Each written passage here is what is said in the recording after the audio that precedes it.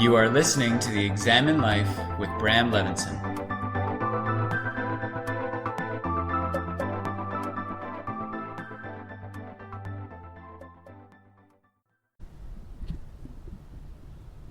So what you're listening to is somewhat of an experiment, because for a long time I have been saying that whenever I would hang out with a friend of mine, we would talk about how the conversation needed to be recorded, that people would get a kick out of it.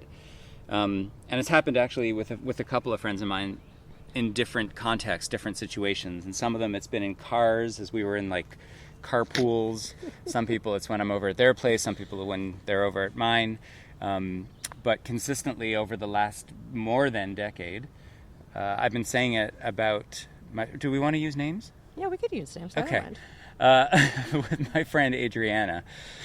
Adriana is family, and Adriana is, I mean, it's like sharing sometimes a brain with someone, sharing a sense of humor with someone, and that sense of humor is not always PC, and it's not always correct. And I don't want to say politically correct because I just said PC, but correct, like, you know, sometimes you just go, ooh, that's wrong.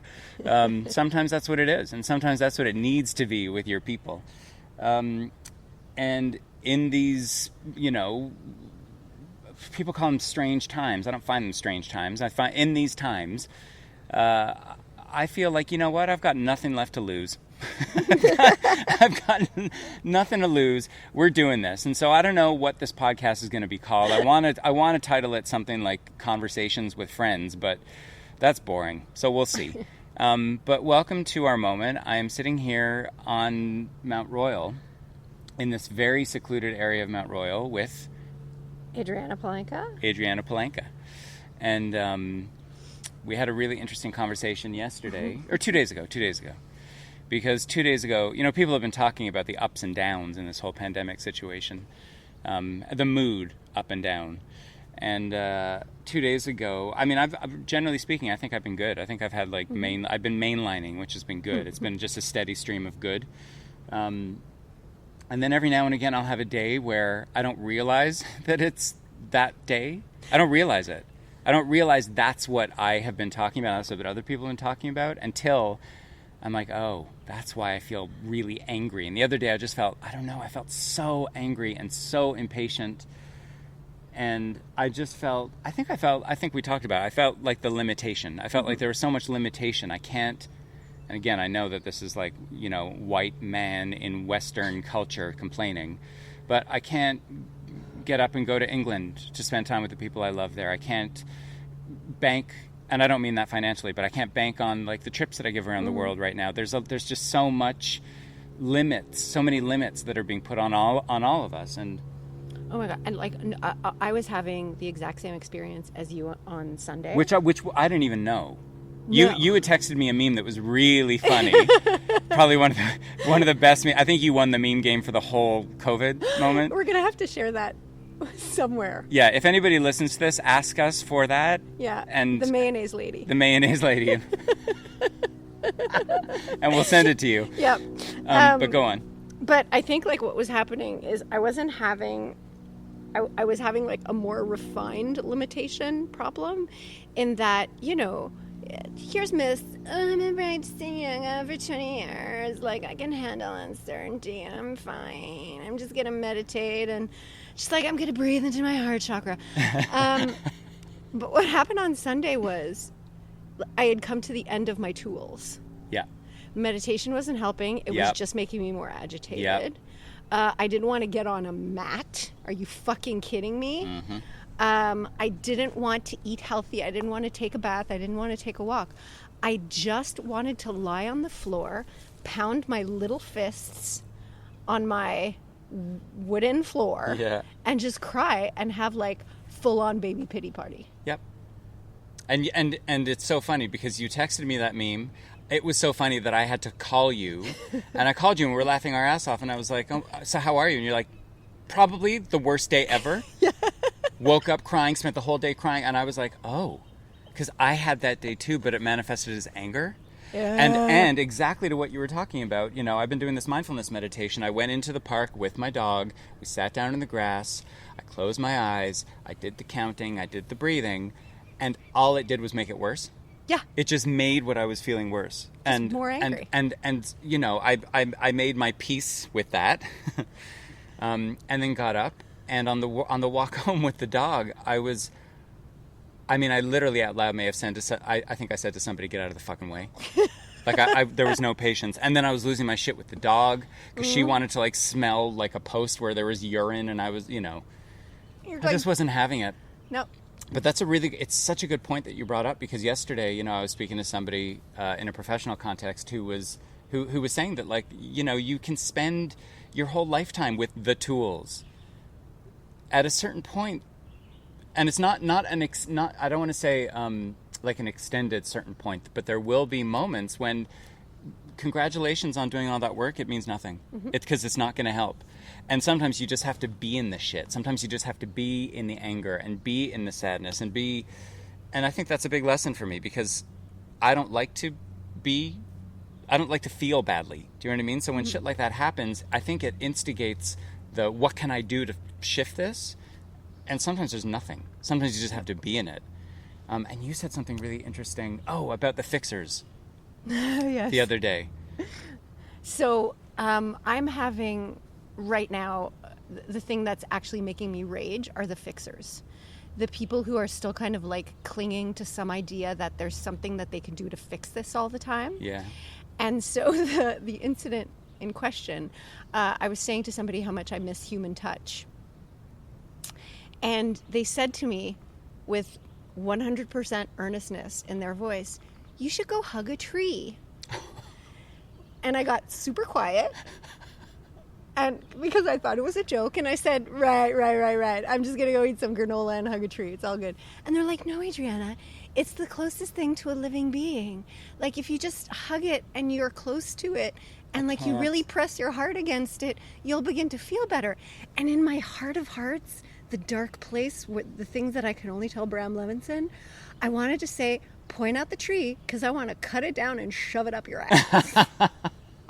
And you told me this the other day, and the second she started talking about a tree, I swear to God, it was like time froze, because I've had people over the past, and listen, I know that we're going to be offending people out there. Sorry, but you know, tough shit. Yep. I've had people over the past couple of months talk to me about trees. I'm doing a tree meditation, or I'm going onto the mountain to spend time with my tree.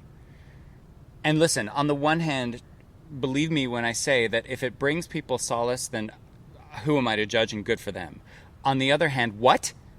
No, so this is what it comes down to. What? And I think I'm going to spend time with my tree? What the fuck? I mean, how? Wow. Okay. But you know what? I have a theory about this. Tell me. I've got a lot of theories. These are people who are trying to avoid their basic animal bodies. Because what I realized about Sunday is that I needed to be a primal animal. Ooh, that's so good. You know, that's like, so true. Because when you get on the mat, you're trying to access your higher self, your higher knowledge. What separates us from my dog, for instance. Right. Yeah. But sometimes you just have to be the fucking dog. Be the dog. Be Willow. # be Willow. Be Willow. But that's so smart. And it's that's so smart. And like, why are you trying to commune with a tree? Because you can't deal with your own animal body. Yes, possible. Yes. Holy shit. Like right now, my body is hairy. Yeah. It's stinky. Yeah. I'm wearing the same clothes that, well, I showered for you. Thank you. But it's kind of like I can't get past this animal body. Yeah. And what's happening is this animal fascinating. body is not getting its needs. It's not getting hugs. It's not getting touch. Yes. And I had like a breakdown. I needed to be this like crazy primal. I screamed at one point. Mm-hmm. I was like pounding my fists on the floor and screaming. Because that's the only way that was going to make me feel better. Yeah. No tree, no ray of sunshine, no mandala was going to rescue me. But isn't the grief? Isn't that interesting though? The aesthetic of the child having a tantrum, and we have been so led to believe and conditioned to believe that that's wrong. You know, that the kid having the tantrum is the wrong behavior, and they need to sort of intellectualize and use their Verbalize. language. Yeah, use their words. Sometimes you just want to have a fucking tantrum. Sometimes it's just like, you know what? Fuck you. Fuck everyone. Fuck all this shit. Fuck anyone who's trying to help, including me, because I'm trying to help as much as I can, but I'm trying to do it as honestly as possible and that's why I want to talk about this, because I don't want people to think that like, oh, you're in trouble, turn to Buddhism. You're in trouble, turn to yoga and Hinduism. It's like sometimes when you're in trouble, you're in trouble. And sometimes even thinking, well, I guess it's just another way of life expressing yourself is like, oh, fuck you, fuck off. Yep. It's just shit. Sometimes it's just shit, and it's okay for it to be just shit. But I think the most important thing is to remember that it is very roller coaster-ish. And, to come back to the fixers thing, can you just look up and look at this tree right now? I know. Hey, I read yesterday in Psychology Today that one of the things we should be doing constantly, not just in moments like this, is looking up. Really? To see sky, to see leaves. Because right now, I mean, those of you listening aren't with us, but we're looking up, and there is like this foliage of newly mint leaves over us. It's so beautiful out here. I don't know if you can hear the sounds, but it's beautiful. For all the trash talking about trees. I know. Trees are beautiful. I know. I'm such a hypocrite. No, but there are moments of beauty. It's just that some moments you need to have a complete breakdown. Yes. And I mean, listen, if I ever... I know I'm going to go to hell for this, but if and maybe I'm already in hell. I don't know. Maybe that's why I had that day the other day. You and I are going to be down there together, so I'm totally. I think all the good people are with us. Exactly. If you ever hear me say I went to go hug a tree, I want you to follow me. I'll take you down. I want you to pick up one of the boulders around me and bash my skull in with it. Okay. So you were saying? To get back to the fixers, because you and I, in our own separate ways, are fixers. Yes. In that people come to us frequently for help or for guidance, mentorship, whatever, in our own different ways. And we were talking about the two different types of fixers, because some people fix or help to fix simply by listening. Right. I think like what was enraging me this week was the well-meaning people who were, oh, but maybe you just need to call somebody and you'll feel better. And you should Zoom some. Do you notice the voice I get when I like it. I like it. It's laced with I like it, rage. but what that tells me is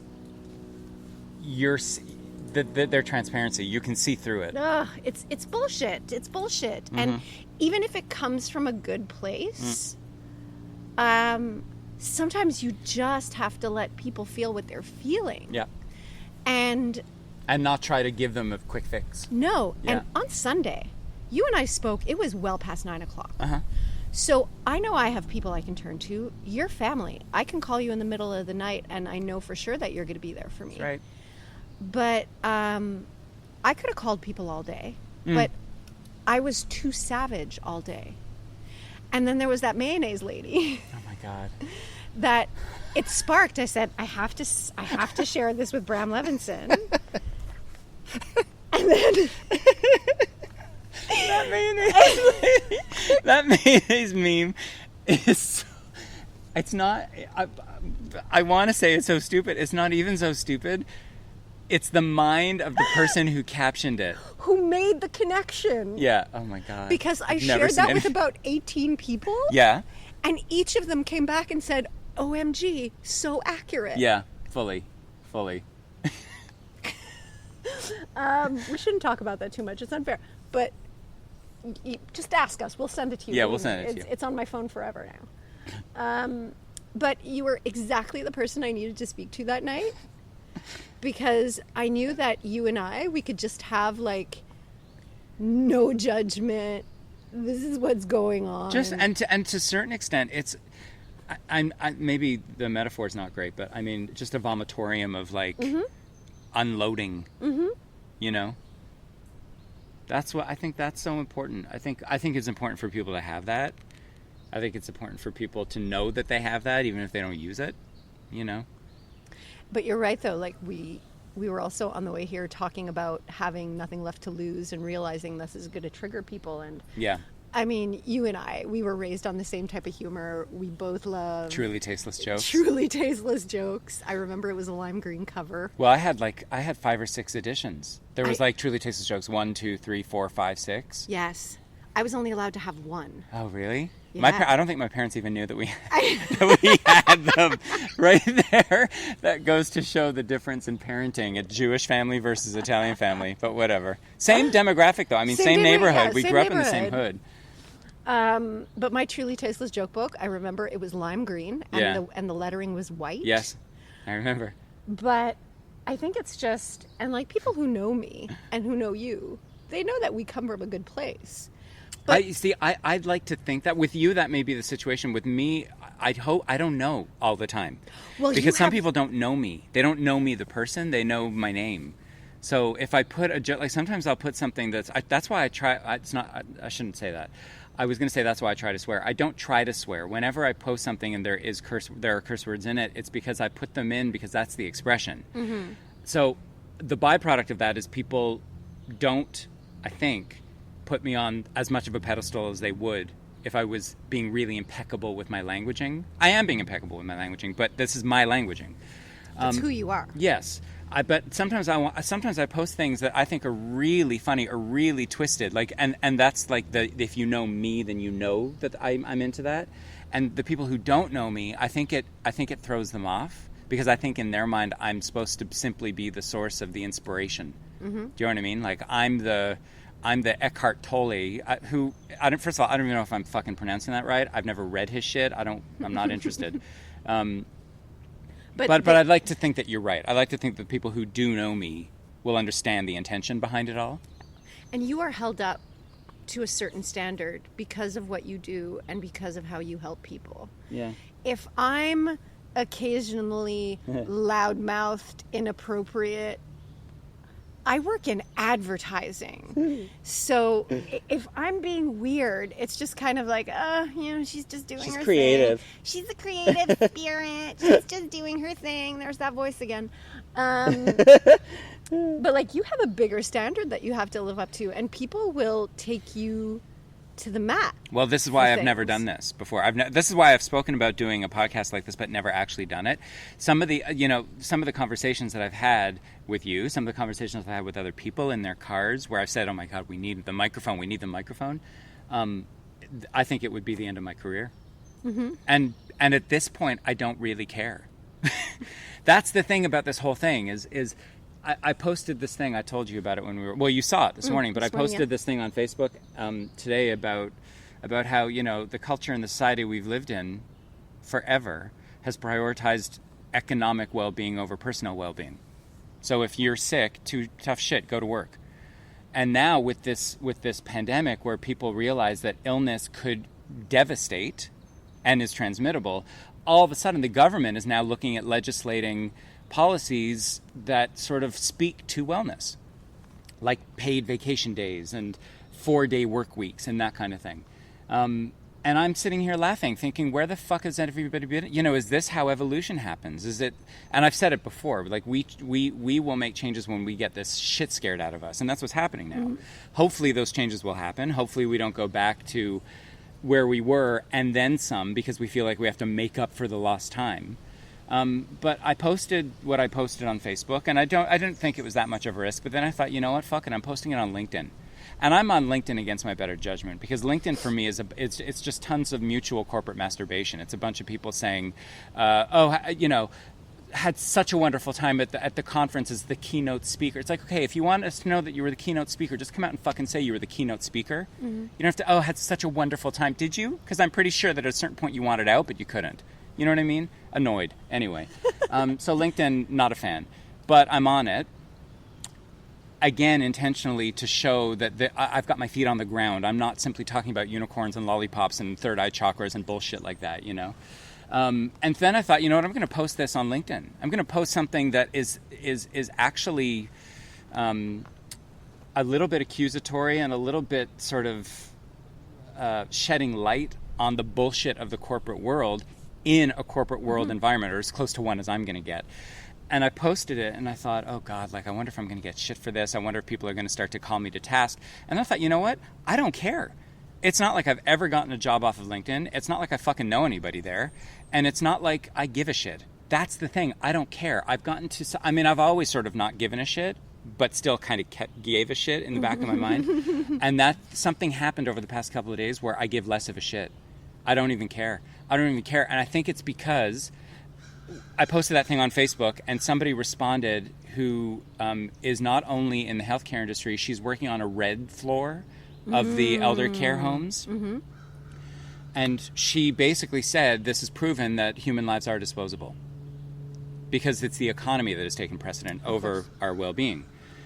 And that really got me thinking. The fact that, she didn't say it like that, I'm sort of paraphrasing, but the fact that these human lives that we take so seriously, and we try to build these empires, and we try to, it's the how do you look and what have you built and how much money, all that bullshit. It's all bullshit. I thought, you know what? I don't give a shit. I don't care. If I want to stir shit up, and if that stirs shit up on LinkedIn, then good. And if it gets one like, that to me, that's the equivalent of 1,000 likes on LinkedIn, because I don't care. I want to stir shit up. I want to somehow be part of the awakening to the fact that we've been adhering to rules that may have worked for our parents' generation, but like we're so far from that. We have everything we need to take care of each other, and it was the only thing that we weren't doing, and then this happened to basically expose that, And the thing is, we've been talking about this, the collective we, but also you and I, and the patriarchy, globalization, the current structures that we were living with were not sustainable. Yep. We've been saying this for years. Yep. And for years, the patriarchy, the structure, the whatever bad guy name you want to put on it, they have always said to us, these things cannot be changed overnight. It's going to take 220 years for women to get pay equity. These things can't happen overnight. Guess what? There's a pandemic all of a sudden. We're finding housing for the homeless. We're giving money to people. We're actually giving people a basic income. Yes, and the government, by giving the CERB for it to be $2,000 a month, has basically made an indirect statement saying this is the living wage. Exactly. Yeah. And so we have proven, because of the situation we're in, that we can make these changes overnight. The only reason that we haven't made these changes up until now is that the people with the most money were trying to hold on to their money. Yeah. And the thing is, I think that's so interesting that you're saying that, because, the Jeff Bezos and the people, the Bill Gates, all these people who, represent the 0.00001%. And by the way, I'm not anti-money. I'm just anti-elevating money above all things. Exactly. I think that the really interesting thing is that we've been led to believe that if these people have all that, then there's not enough for everyone else to go around. And what the governments have shown is that when it comes down to the crux of the matter, which is where it is now, they'll print it. They'll print the money. So there's a limitless amount of money, and because our economic systems are like, oh, well, yeah, but if you print more money, it devalues your currency. So let's stop fucking comparing our currency against other nations' currencies. Who said that was the measure of wealth and health and well-being? It's not. I think I completely have an issue with that, and I think that especially if everybody has always compared their currency to the American dollar. If there's one fucking country in the world that we need to stop comparing ourselves to, it's that fucking shit show. Because I'm so over what's going on there. I'm so over everybody going, oh, but the American dream. You remember we went to go see Chelsea Handler. Yes. Was it last summer or two summers ago? Last summer. And I asked her, do you still believe that America is home of the free and land of the free, home of the brave, or home of the free, whatever the fuck it is? And she said, no, of course not. And meanwhile, before she could even answer it, everybody in the audience was like, no. The States is done. The state, and I hate to say that, but I mean, we grew up with the States being like the holy grail. We couldn't get close enough to it. We would cross border shop. Our only TV channels were American TV channels. And our music. And our music, everything. Yeah. Our whole culture. Yeah. But to quickly roll back to something else, you were saying, we talk about the economy and the currency as if it's this creature. The economy and money is people.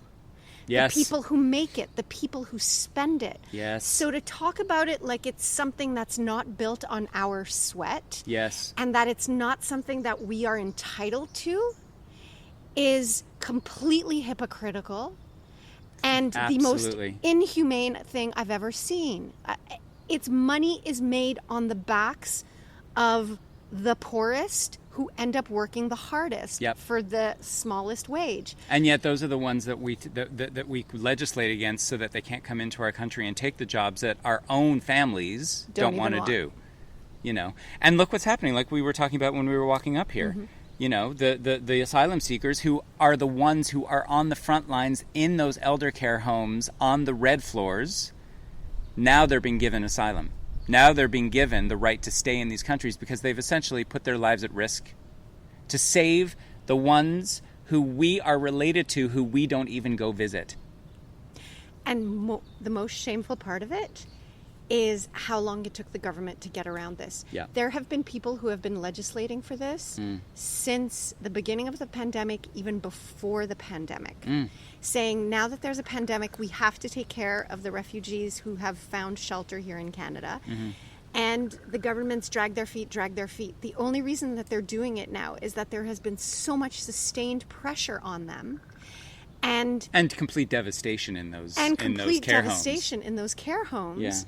That they privatized all those care homes. They happily sold them. People were making money. Nobody was taking care of the system.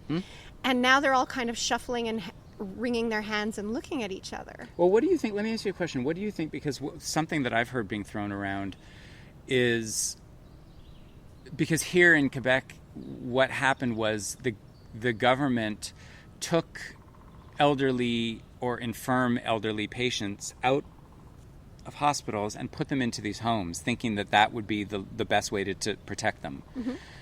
Not thinking that the people who live in the poorest neighborhoods who had been exposed to the virus were working in these places. And that's one of the theories as to how, you know, this all happened in the elder care homes. What do you think about the arguments I've been hearing saying it actually serves the government's interests to let elderly people pass away because then they're not relying on the system? Of course. I think it's one more sign that the system is broken. Yes, and since the beginning I've been calling this confinement, pandemic, whatever you want to call it, the strange gift. I love that. It is bringing up so many beautiful things and so many changes, but at the same time, that it has laid bare everything that is wrong with society, it has also shown how we can come together. And I think that it essentially highlighted the fact that we don't give worth to our seniors. Yep. We don't take care of them. They get dumped into these homes for the most part. You know what it reminds me of? The best before dates on food. Just because there's a date on it, most people throw out, not realizing it doesn't mean it's bad. It just means it's, you know, like medication. It's reduced in potency. Exactly. Unless it's like a steak or, you know what I mean? Milk. Something. Yeah, or milk. You're not going to fuck with that. Go. Yeah, or the eggs. I'm not going to fuck with that either. I know people who would, but I won't. But essentially it's sort of like that. It's like once you hit a certain age, the insidious ageism that is part of our culture is like, okay, well, you no longer contribute.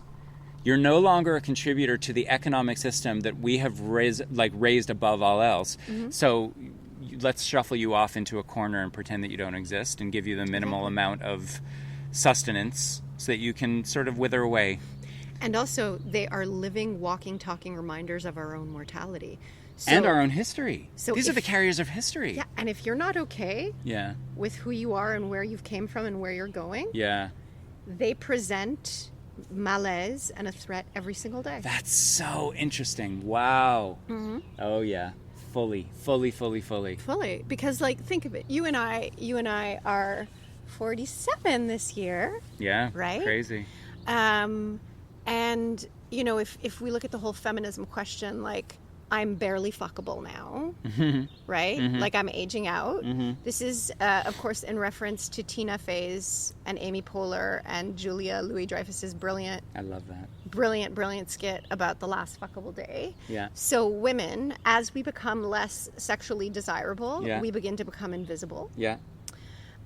Men, as they lose money, they lose power, they get fatter, they get balder, they begin to lose power. And none of this is based on anything other than chimeras. It's all ethereal. It all doesn't exist. And so...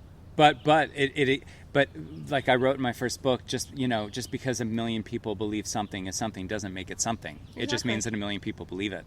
Exactly. And the more people who believe that if you get to a certain age, you're less fuckable, then that's what people tend to adopt as an assumption, which turns into a belief. And then that's where the taboo starts to come out, because people start to verbalize it, and I think it's stupid. It is, because, and maybe also because of the cultures that you and I were brought up in. Yeah. My grandparents were loved and cherished up until their last day on earth. Same. They were an active part of my childhood. And family. For us, it was a very different thing. I joke, but it's true. Back in the 70s and 80s, when I was a kid, I went to funerals. Mm-hmm. My parents didn't get a babysitter. Yeah. They weren't worried Why, does that happen now? Well, a lot of people I know are afraid. They don't want to expose their children to death too early, because then they have to talk about it and it's hard. And whereas with my parents, they're immigrants. They didn't care about my self-esteem. They were just, they were like, go to school, don't be an asshole, eat all your vegetables, right? So for them, they weren't... Parenting 101. They weren't worried that my tender little self was going to be damaged by going to a funeral. They were like, here's your great-grandmother. She just died. She's cold. She's in a coffin. Give her a kiss. And you did. And then go home. We need to sweep the floor. Yeah. Well, pretty much. And then, what happened is they put you back on the ground. Yeah. You kissed this corpse. You're like, all right. Yeah. And then you ran off. You found your cousins and you were running up and down the halls and just living. Isn't that interesting? Because if they don't make it a big deal, then it's not a big deal. It's not a big deal. Right. So if we don't make things a big deal, they're not a big deal. They're not a big deal. And certain things should be made a big deal of, like injustice and inequality and hypocrisy and all that shit. But there's so much, and I suppose that's just life, right? It's never going to be perfect, but there's so many things that we negate as being like less than. Oh, I have such a good question for you. Go. So, do you think that our current context will change the relationship that people have with death and mortality? I mean, it's a good question, because I have actually been surprised. Like, I work with death. I've studied death. I've studied different belief systems and religions' approach to death. And I have actually been really surprised, and it's had me sort of get lost down some philosophical strange ways, because I've been thinking about how desensitized we're becoming to death, because every day it's numbers, right? Every day is the number bigger, is the number smaller? Oh my God, yes. And we're not being, what's not being, it is on a micro level, but on more of a macro level, we're not looking at the fact that every one of those numbers is a story, is a history, is a family. So if like every one of those people has, I don't know, 50 people, to be conservative, 50 people who give a shit, this is devastating. This is devastating just simply to the collective consciousness and to the collective wellness.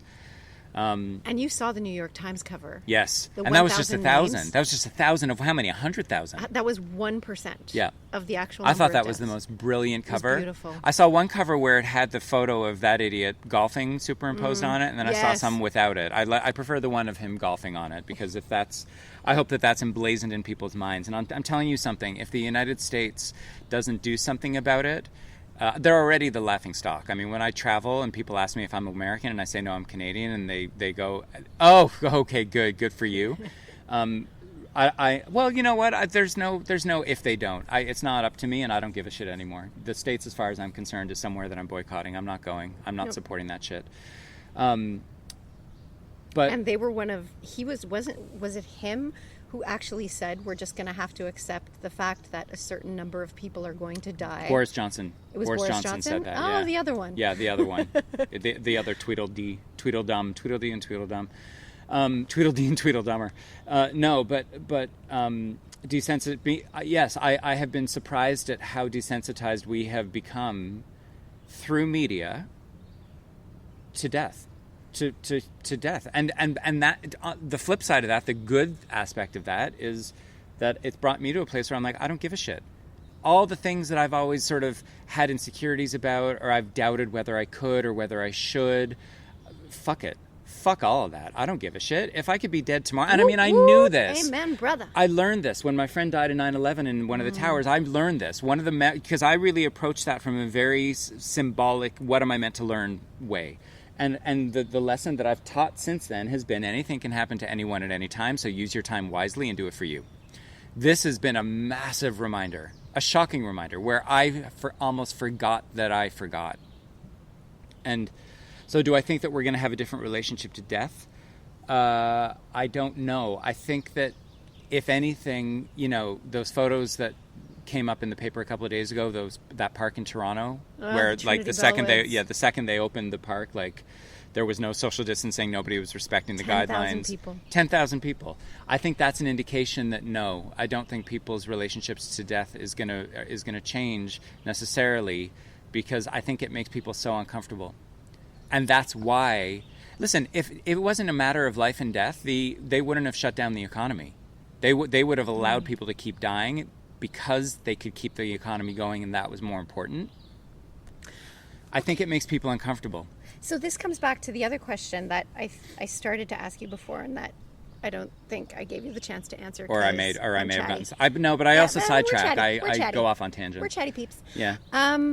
So my question is, how can you spend 3 months confined in your home, deprived of all the things that you love, and still be completely oblivious to what's happening inside your body and outside your house? I think because, there's two answers to this. The first answer is our culture doesn't set us up to thrive by looking at that stuff. The infrastructure isn't there. We're not encouraged to do it. So if we're not encouraged to do it, it's uncharted territory, and we feel like we're on our own if we do it. So a lot of people aren't going to bother because they don't want to be on their own, and that scares the shit out of them. I think the other answer is people are afraid that if they do that work, something is going to have to change. Yes. And people, the only certainty is uncertainty. This is what we were talking about when we were walking up here. And as I've said before, the only thing we know for sure is that everything is changing. It's the only constant, change. And yet the human brain psychologically seeks out stability. So people who stay in abusive relationships do so because better the devil you know. A lot of people are going to be more comfortable with the devil they know because the devil they don't know integrates fear into their mind. And when fear integrates into the mind, what it does is it messes with your ability to accurately predict the future. That's been psychologically proven. Mm-hmm. So if you are afraid and you start to go into, well, what will it look like if I do this work? Or if I go there, it's going to give you an unrealistic impression of what life will look like. It's not actually going to be that, but that's what happens in the brain. So I think people they think about it, they go into like worst case scenario, they're like, well, this is better. And so I'll just Netflix. But it's an incredibly valid question. It's a fascinating moment in time. I'd like to think that it's watershed. There's part of me that wants it to last as long as possible, because the longer it lasts, the more people have to acclimate and they have to change. And there's no better time to stop giving a shit, to quit your job if you're not happy, to quit your relationship if you're not happy, to take whatever changes you want, than when necessity beckons. When things are born out of necessity, that's when the most effective changes happen. It's when we have the luxury of choosing that we stay stagnant. Amen. So yeah, that's a good question though. It's just because for me, it's so astonishing to see people who think that because the stores are reopening this week, that things are over. We can go back to normal now. Well, I told you. I had an outdoor dinner the first night that we were allowed to do it with friends, social distancing, and there was this one girl who was there who, I know, I've met her a couple of times. She's a nice enough sort. I suspect that she's a little bit ignorant though, because she sat down and she immediately started talking about how this is the end. And like, I don't like to shame people, and I don't, even though I'm kind of doing it now, but whatever, I don't get, what do I have to lose? I don't give a shit. I sat down and I sort of said, well, I'm not sure that that's entirely true. Instead of saying, are you out of your fucking mind? I was like, I'm not sure that that's entirely true. And then she was like, no, this is the end of it. And I spent a minute talking about like the history of pandemics and epidemics and the second wave and all that. And then I thought, this is like speaking to someone who supports Trump. Don't try. And so I just let it be. But my partner was there. My partner, who you know very well, who's also family, who is a scientist, and I think is somewhere on the spectrum because, he speaks his truth at all costs in any situation, regardless of whether it's appropriate or not. God bless. I thought that he was going to lose his shit. He didn't. He was remarkably calm. But I think it required work on his part.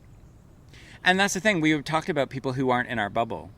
Obviously, we all hang out with people who reinforce our beliefs and our ideas, and then you meet somebody who actually doesn't, and who actually may represent a dangerous part of the population.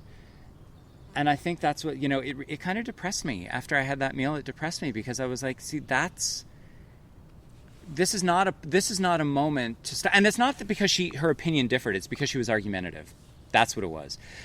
This is not a time to be argumentative. This is not a time to be right.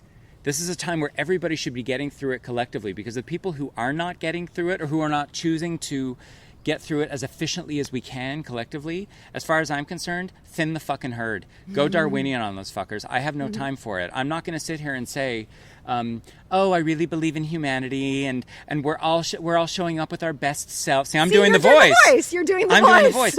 Well, I don't think we aren't showing up with our best selves. I think that there are a lot. The Hindu scriptures talk to us about demons. There are demons among us, and sometimes they show up at fucking dinner. And it represents something that saddens me, I think the thing that I appreciate most about all of this, and it's related to what you're saying, although it may not sound like that at the beginning, is that it has all required us to take individual responsibility, to take more responsibility for ourselves and our lives, and to make decisions and to deal with the consequences in a much more direct way. Yes, because there's fewer distractions. There's few focusing outwards. Exactly. There's a lot. People are forced to focus inwards now. And so what's been really hard for me is that a lot of discussions over the last 8 weeks are just friends who want to obsess about everybody who's not paying attention to the rules. Mm-hmm. Right? Yes. There's a lot of hand-wringing of like, oh my God, so I saw these people this morning and they weren't social distancing. And I'm not saying I didn't do it. I've done it. I still occasionally do it. I walk down the street and I'm looking at people thinking, don't tell me that you live together. You do not live together, all 12 of you. Yeah, totally. But I find that whenever we get into discussions where we start getting anxious about other people's decisions, I actually had to, quite rudely, and I apologize to her, but last week I actually said to somebody, please stop. Yeah. I cut them off and I said, this discussion that we're having is making me more anxious about things that don't impact me. And things you can't control. I can't control that. Yeah. The only thing I can control right now is my interactions with the world, my reactions to the world, and how I take care of myself and other people. And you know what? My higher self, for lack of a better term, like my intellectual brain, which is not my higher self. I don't know why I'm equating them, but my intellectual brain is then saying to me, well, you know what? Because my approach has always been, don't judge. And I'm doing it, but I'm catching myself on the judgment. I'm doing my best to do that because everybody is internalizing this in a different way. And it can't be my responsibility to judge whether they're doing it the right way or the wrong way, because everybody is coming to this game with a different set of tools. And as we talked about before, some of those tools are worth jack shit on some days, which then leads me back to the tree huggers. You want to hug a tree. Who am I to judge? Honestly, I think it's weird, but again, who the fuck am I to judge? You may think that it's weird that we're sitting here with a fucking microphone between us on a boulder in the middle of a green space in the middle of nowhere, But yeah, you're right. That's a thing, though. Everybody's judgment about who's jogging with or without a mask, who's got a mask, who's social. Yeah. And the thing is, I talk to a lot of people. I have the pleasure of having a vast network of friends, acquaintances, family, both chosen and blood related. And I see all the different choices that everybody's making. I know people who are dating. I know people who are having hookups. When you say dating, you mean people who are meeting people yes. right now and not socially distancing. Socially distancing, but still with a stranger. Some are going beyond that. Some have been like hanging out with their friends. 2 meter since barrier. the beginning. They're breaching the 2 centimeter barrier. I see everybody's idea of what social distancing and what they need in order to survive is really, really different. Yes. And it's so easy to get excited and anxious about other people and what they're doing. I have a friend who's dating and getting intimate with people, and she didn't want to tell me because she was afraid that I was going to judge her. And I was like, honey, if this is what makes you happy, every one of us has to make our own decisions. And I know that a lot of people are going to take issue with that, saying, no, it's not about you. It's about the people you could potentially impact who aren't as fortified as you are. And I understand that argument as well. And it's all valid, But we are going to have to be a little bit elastic with how we judge others. Because, of course, the whole problem with judging is that it kind of ça sous-entend that you are superior, that you are making better decisions. And let's be honest, I'm not always making the best decisions. I'm not always the nicest person. I often snap and say really awful things. Yep, you and me both. But we're all doing what we can to get through this, and we all have to take care of each other a little bit and be a little bit compassionate towards each other. Yes. And live with the consequences. We're going to have to live with the consequences of our actions no matter what we're doing. Yes, and I think that that does come back to compassion. It comes back to being compassionate to other people, understanding they're I don't want to say they're doing the best they can, but they're doing what they can with what they have to work with. Mm-hmm. Even if some of them are demons. Yes, and if you can't deal with that, that's great. Stay at home. Yeah. Encourage people to make better decisions. Yeah. Lead by example. Lead by example. And be compassionate with yourself. I think that's the most important thing, because that's something I think that the day that we both had individually and unbeknownst to each other the other day, I wasn't being compassionate to myself. I was being the fixer to myself. So I went on a long walk. It was fantastic. Came here actually, where we are now, and then came home and then took the dog out and went to the park to meditate. And then went home and I thought, okay, well maybe if I like watch a show, maybe that'll changer les idées kind of thing. And maybe if I do this, and luckily my partner came home and I was like, and he said, how's it going? And I was like, not a good one. Today's not a good one. It's just not a good one. But it's so funny because I'm so good at giving this advice to other people. Just be compassionate with yourself. It completely was not on my radar. What's that expression? The carpenter's cabin is the one most crooked. Yeah. Mm-hmm. Yeah. I did have a thought as we were talking that maybe this isn't so sensational. Maybe this isn't so, maybe this doesn't need to be another podcast. Maybe this is just the latest episode in the Examine Life podcast. Because, ultimately we are talking about life. We are. And hopefully I'm doing it in a way that doesn't offend people. But you know what? If I am offending people, then stop listening to me. But I think this is the whole point about this strange gift, right? The other part of this strange gift is that it is requiring us to talk and think differently about everything. Yeah.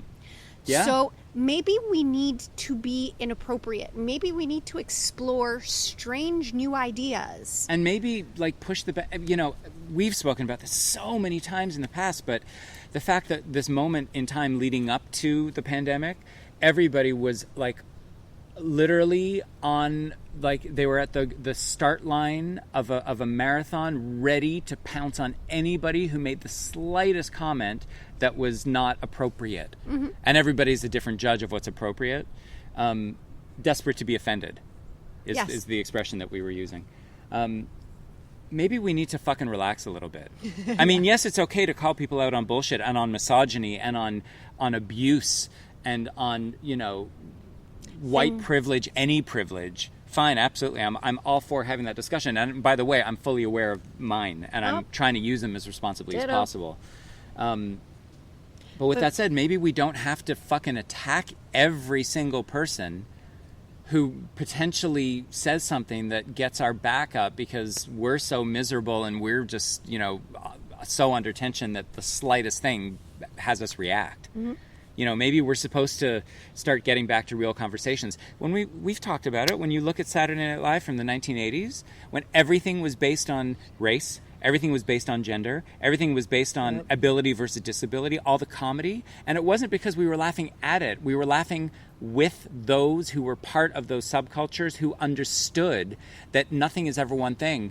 And sometimes the things that we're so afraid to talk about, maybe we can find humor, maybe we can find commonality in it. You know, that Joe Piscopo, Eddie Murphy thing, Stevie Wonder and Frank Sinatra at the piano. That was amazing. That was amazing. If you're listening and you don't know what we're talking about, you need to look that shit up. And I think it's essentially based in the fact that, for me, no matter what luggage you are carrying in this life, we're all human. Yep. And we all need to be able to laugh at ourselves. Yes. And we all need to be able to be fallible and have weaknesses and occasionally do stupid things. And over the years, through all the people that I've met, like, I've met people who are differently abled, and they've told me, I don't want to be treated special. Yep. I fart. I'm occasionally an asshole. Yep. Like, just treat me like you would everybody else. Yep. Don't put me on a pedestal. Don't say that I can't. But what's really fascinating is that I've never thought about this, but if that's the way that we are with other people, then wouldn't that only make sense that that's the way we are with ourselves? And if that's the way we are with ourselves, then isn't that bringing us to a place where life is not as much fun? And then everybody's under tension. Yeah, she's raising the roof. You can't see it, but maybe that's why, like, statistics of unhappiness and loneliness are skyrocketing before COVID. Maybe that's it, because, you know, if that's where we are in the collective, then it's only normal that we're holding ourselves up to the same standards. And if we can't give ourselves a break and laugh at something that maybe, you know, I was raised by my parents. My mother has the sickest sense of humor out of anybody. It's highly inappropriate. It's that thing where you can't help laughing after you've taken a sharp intake of breath. Yeah. You know, where you've done the oh. There are jokes that I will never be able to tell another human being. I know. And you know what? The shit's still funny. Yep. No matter who says it's not, no matter who says it's inappropriate, it's still fucking funny. And if anybody has a problem with that, you can stop the fucking podcast now. I'm not interested. Mm-hmm. That's the thing. I'm not interested in playing this game where I'm focusing on numbers, where I want people, as many people as possible, and I'll say and do whatever. I want to stir shit up. Now this is where I am. This is what we were talking about. I want to stir shit up.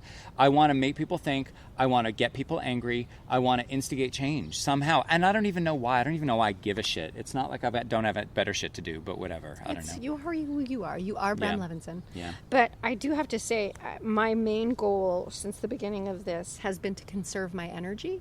And now, like, you talk about not giving a shit, it's essentially, I've gotten really good at parsing what is worth getting involved with and what isn't. And there's so much. Somebody the other day was like bitching about the construction in the city, and I was like, nope, don't have time. I don't have time. I'm a big fan of picking your battles. And big fan. I'm getting also really good at realizing who I can engage with. And, like, if somebody makes a joke that is just vraiment déplacé, knowing who they are, knowing what their values are and how they actually behave in the world, I'm like, you are letting off some steam. That's fine. Please make your racist joke. Yeah. Because I know that you're actually the ally who tries to help others. Yes. In all situations. Yeah. So, in an effort to conserve energy, because I think we need more energy now than ever. Yes. In order to keep us moving forward. There's just a lot that's just not worth getting upset about. I agree. Other than the people who are like, if you do yoga, you won't get COVID. Or one of my personally favorite memes is, I don't understand. Why is there a pandemic? So many white women have crystals. I know. That's the best. That is, all of that is, can I ask a question? What's with the Karen? What's the Karen thing? I think is that like to refer to like a white woman, like a white privileged woman? A white privileged woman, generally a Trump voter. They tend to have. So she's Karen, like Will and Grace Karen. Right, but less rich. Okay. But I think it's more of a U.S. thing. It's really starting to creep now into Canada. Yeah, because I've been seeing it, and I'm like, I think that's what it means. The Karen who wants to see the manager right away. So she's entitled, righteous, Rude. thinks that everybody has to bow down to her needs. Sure. And so it's funny because the mayonnaise woman, that also could have been a Karen meme. Fully. By the way, if your name is Karen and you're listening to this, I'd like to hear about how potentially this has altered your life. The fact that your name is now equated with some sort of, psychological profile that seems to be undesirable. And also comes with a bad haircut. Oh, does it? Oh, yeah. Oh, really? Oh, okay. Yeah. Mayonnaise. Yeah. Okay, so do we have any parting words in this clearing? I can't believe we've been left alone for this. It's almost been an hour that we've been talking, and no one has shown up in this clearing. It's amazing that we have this in the middle of the city. And by the way, we're out here early in the morning because we're in the first day of a heat wave. Mm-hmm. What day is it? May 26th? Tuesday? That's all I got. Are we still in 2020? What happened? It's still May. Still May. Time is an illusion. Time is an illusion. Mm-hmm. I think essentially my parting words would be what I've been saying since the beginning. These are pandemic times. You got to do what you got to do to take care of yourself. Take care of yourself, take care of your people, be kind to yourself. And don't judge yourself for eating what you need to eat or for sleeping when you need to sleep. This is like the rebirth of the carb. The flip side of the pandemic is it's the reverse. It's like it's the phoenix from the flames. It's the carb rising from the ashes. Literally rising because of yeast. Exactly. Yeah. Do you want me to talk about the 4 pizza doughs I made this morning? That are in your freezer? That are in my freezer. Listen, I've never made anything bready in my life. I didn't think I ever would. And then all of a sudden I got flour. And then I got yeast. And when I got the yeast, talk about how value shift. I got the yeast and I was like, oh, I just won the lottery. Yeah. I don't need a scratch card. I got yeast.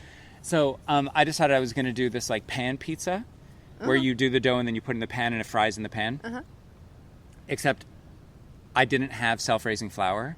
And so the recipe is you add baking soda and I think salt to it, whatever. Long story short, I had to keep adding flour in order for it to not... I put that thing in the pan and then I topped it with amazing toppings. It was so delicious. Jalapeno, brine. Oh my God. And sausage and it was gorgeous. I swear to God, the thickness of the crust was like 2 soles of an Air Jordan runner. It was so when I served it for dinner, my partner had to cut it in half just so that he wasn't eating 2 times the pizza dough. It was a pizza fail. I'm gonna be trying it again on my own so that I'm not. I got you covered. Okay. I'm gonna test the pizza dough today, and if it's good, I'm gonna bring some around to you. It's good. Here's to carbs. Yeah. And I mean, my parting words are the parting words I always use. Give this all a good think. Hopefully this has provoked some thought, and hopefully you're going through this situation right now looking for the bright spots and not just focusing on the horror of it all. Give it all a good think, and I'll see you later. Bye.